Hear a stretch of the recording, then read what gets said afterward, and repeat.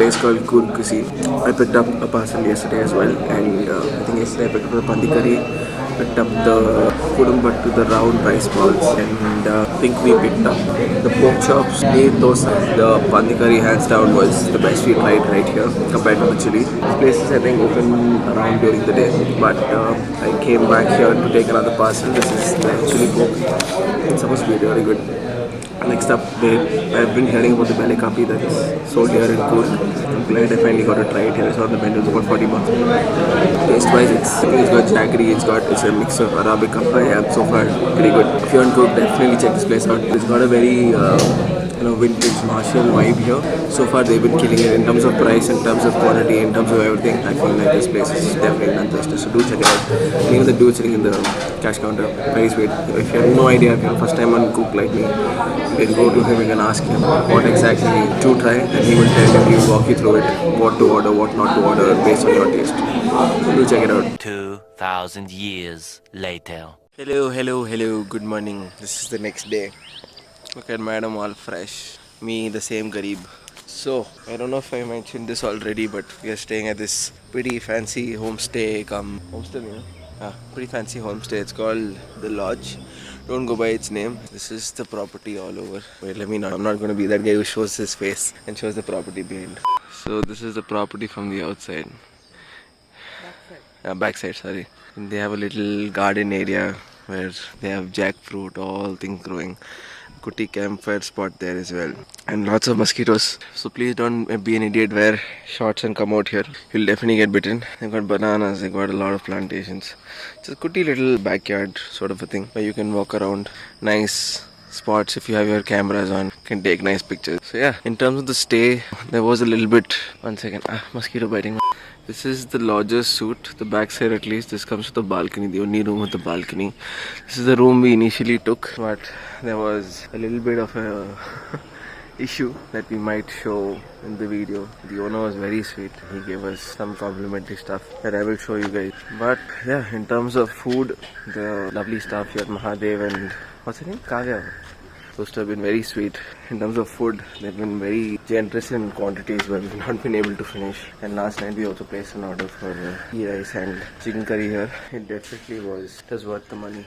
I like home cooked food. But yeah, if you're coming here, it's a little bit of a hassle to find. I would recommend taking this route from the highway. But as soon as you enter, you'll spot this little gate and these flowers, and of course that.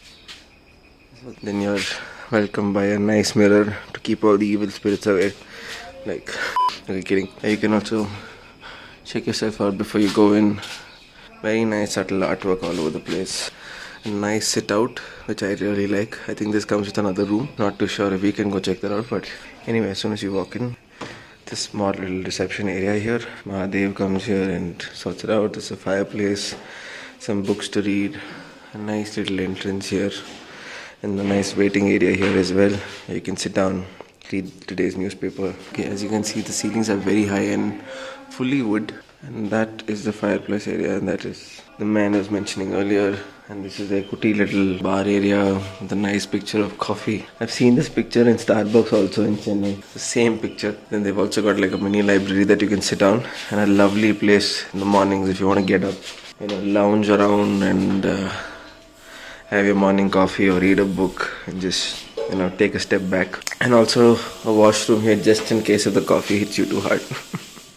Right here is their dining area where you can sit down and eat and also maybe socialize. You have another fireplace area here as well, another entrance here. And that's the fireplace room where I think you get your own balcony there as well. There's bread and toast available all the time. So even if you're coming as a bunch, you can sit down here as a group with your family, have breakfast, lunch, dinner, or even if you're a solo traveler, you can maybe just come, sit down, relax, be by yourself. Take a book, read it, enjoy the view, enjoy the weather. The weather here is the most moodiest I've ever seen in any place that I've at least had the privilege to visit in my 30 years, almost 30 years.